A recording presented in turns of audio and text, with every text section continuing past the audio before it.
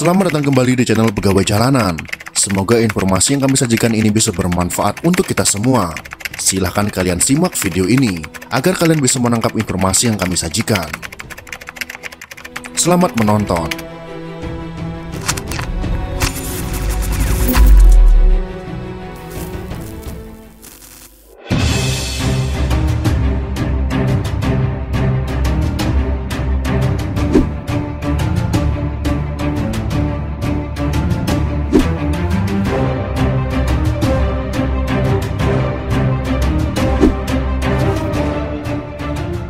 Malaysia adalah nama yang pastinya tidak asing bagi orang Indonesia, apalagi bagi subscriber Pegawai Jalanan. Malaysia adalah nama dari negara tetangga terdekat Indonesia di sebelah utara. Ada dua wilayah utama yang menyusun Malaysia, yaitu Semenanjung Malaya dan Kalimantan bagian utara. Dalam perjalanan sejarahnya, ternyata Malaya nyaris menjadi negara komunis kalau saja darurat Malaya berakhir dengan kemenangan pihak pemberontak yang berhaluan komunis. Ternyata kurang lebih dengan sejarah perpolitikan negara kita, sama-sama tidak cocok dengan ideologi kiri tersebut. Apa itu darurat Malaya? Dan mengapa darurat Malaya berpotensi melahirkan negara komunis di Semenanjung Malaya? Darurat Malaya atau darurat Tanah Melayu adalah konflik bersenjata di Malaya yang terjadi antara kelompok pemberontak Partai Komunis Malaya atau PKM melawan militer Inggris yang dibantu oleh militer daerah-daerah persemakmurannya. Konflik tersebut berlangsung pada tahun 1948 hingga tahun 1960, di mana asal-muasal konfliknya bermula dari perbedaan pendapat mengenai sistem pemerintahan di Malaya.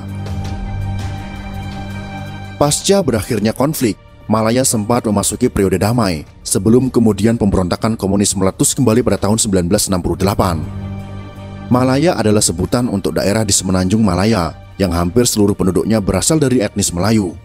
Sejak abad ke-19, wilayah Malaya berada di bawah kendali Inggris. Untuk memudahkan kontrol Inggris atas Malaya, Inggris membiarkan sultan-sultan Melayu berkuasa selama mereka mau bekerja sama dengan Inggris. Tujuan Inggris menguasai Malaya sendiri adalah untuk mengeksploitasi sumber-sumber daya alamnya, terutama karet dan timah. Supaya Inggris bisa memiliki jumlah tenaga kerja yang cukup untuk menggarap perkebunan karet dan pertambangan timahnya, Inggris lalu mengimpor orang-orang beretnis Cina dan India ke wilayah Malaya. Sebagai akibatnya, terjadi perubahan komposisi kependudukan yang signifikan di Malaya. Jika pada tahun 1800-an, etnis Melayu menyusun 90% dari total penduduk Malaya, maka pada tahun 1911, persentasenya menurun menjadi tinggal 60%. Masing-masing etnis cenderung hidup berkotak-kotak, sehingga muncullah benih-benih fanatisme etnis sekaligus rasa antipati kepada etnis lainnya.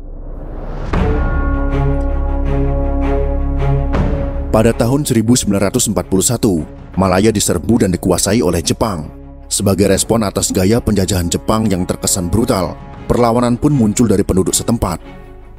Salah satu kelompok perlawanan tersebut adalah Malayan People's Anti-Japanese Army, atau Tentara Anti-Jepang Rakyat Malaya, yang memiliki hubungan dekat dengan Partai Komunis Malaya. Organisasi politik berhaluan sayap kiri yang mayoritas anggotanya berasal dari etnis Tionghoa. Pada tahun 1945, Perang Dunia II berakhir dengan kekalahan Jepang dan Malaya pun kembali dikuasai oleh Inggris. Inggris lalu mengubah sistem pemerintahan Malaya menjadi daerah serikat, sekaligus mengebiri status politik dari kesultanan-kesultanan lokal. Inggris juga memberikan status kewarganegaraan dan hak politik yang setara untuk semua orang kelahiran Malaya tanpa memandang latar belakang etnisnya. Pendirian Serikat Malaya lantas mengundang rasa tidak suka dari komunitas Melayu setempat yang merasa hak-hak istimewanya diusik dan khawatir akan berada di bawah bayang-bayang etnis Cina serta India di tanah airnya sendiri.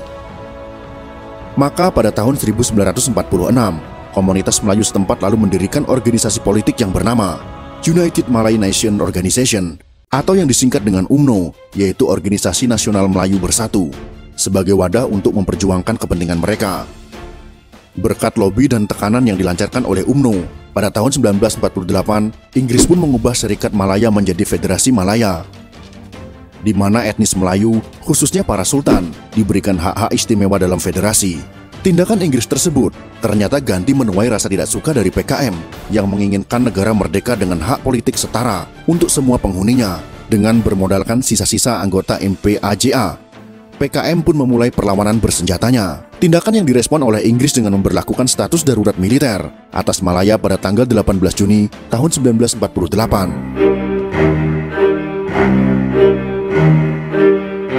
Partai Komunis Malaya atau PKM memiliki 3 fase utama dalam perjuangan bersenjatanya, yaitu menyerang sektor ekonomi di daerah terpencil untuk memaksa para penghuninya melarikan diri ke kota, menjadikan daerah terpencil tersebut sebagai markas sekaligus arena perekrutan anggota baru, dan melakukan serangan ke kawasan padat penduduk serta jalur rel kereta api. Pemimpin utama perlawanan PKM adalah Chin Peng, bekas anggota MPAJA yang sempat menerima pelatihan militer dari Inggris.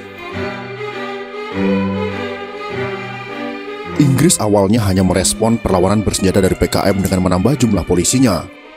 Namun pasca ditunjuknya Sir Harold Briggs sebagai pemimpin operasi militer di tahun 1949, militer Inggris melakukan perubahan taktik yang signifikan.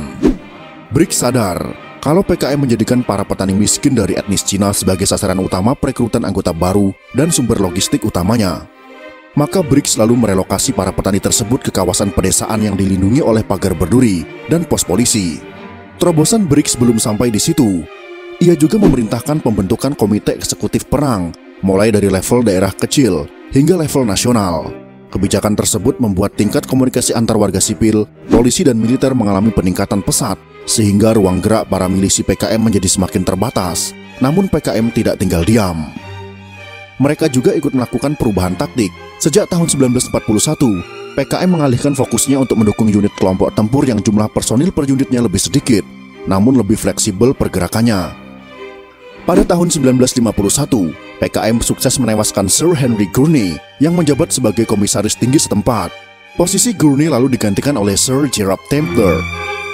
Sebagai sosok yang sangat lihai dalam menjalankan pemerintahan sipil dan militer, Templer menelurkan beberapa terobosan baru sebagai bagian dari upaya meredam perlawanan PKM. Penduduk lokal khususnya yang mendiami kawasan pedalaman dipikat simpatinya dengan cara diberikan bantuan makanan dan pelayanan kesehatan. Patroli di kawasan hutan ditingkatkan. Tentara dari persemakmuran Inggris seperti Australia dan Fiji didatangkan. Kebijakan-kebijakan baru militer Inggris tersebut terbukti sukses memojokkan pasukan PKM sehingga mereka terpaksa mengungsi ke dalam hutan. Bukan hanya itu, tindakan PKM menyerang desa-desa di kawasan pedalaman untuk mendapatkan suplai logistik juga membuat penduduk setempat menjadi semakin antipati terhadap PKM, sehingga PKM kekurangan basis dukungan. Pada tahun 1955, PKM akhirnya bersedia melakukan perundingan dengan Inggris, namun perundingan tersebut gagal membawa kesepakatan bersama dan konflik tetap berlanjut. Pada tahun 1957, Inggris memerdekakan Malaya sebagai negara federasi kesultanan.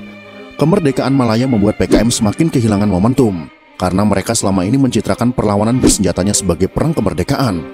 Pada tahun 1960, menyusul semakin berkurangnya intensitas kekerasan bersenjata, pemerintah Malaya menyatakan kalau status darurat militer di wilayahnya secara resmi sudah berakhir.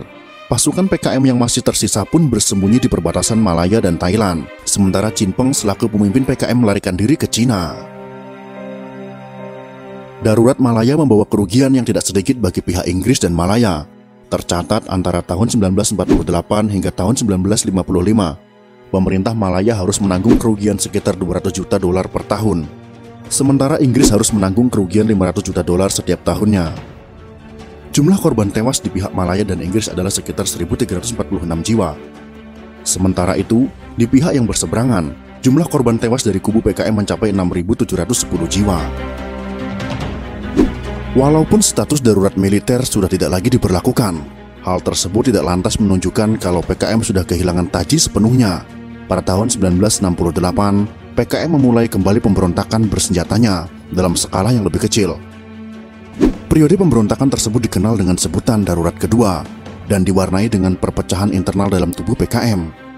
Baru pada tahun 1989, pemberontakan PKM berakhir sepenuhnya dan kelompok tersebut dibubarkan setelah para anggotanya mendapat pengampunan hukum serta bantuan uang dari pemerintah Malaysia.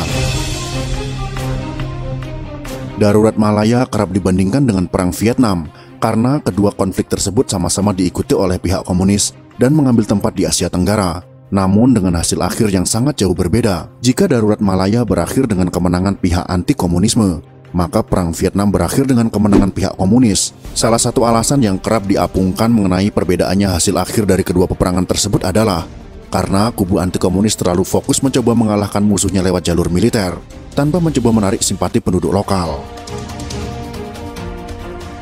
Itulah sekelumit kisah tentang pemberontakan komunis di Semenanjung Malaya, Malaysia. Semoga informasi ini bisa menambah wawasan sejarah kita semua. Jika kalian suka dengan video ini, silahkan berikan jempol ke atas. Dan jika kalian menganggap video ini bermanfaat, maka bagikanlah untuk teman-teman Anda yang lain. Terima kasih sudah menonton.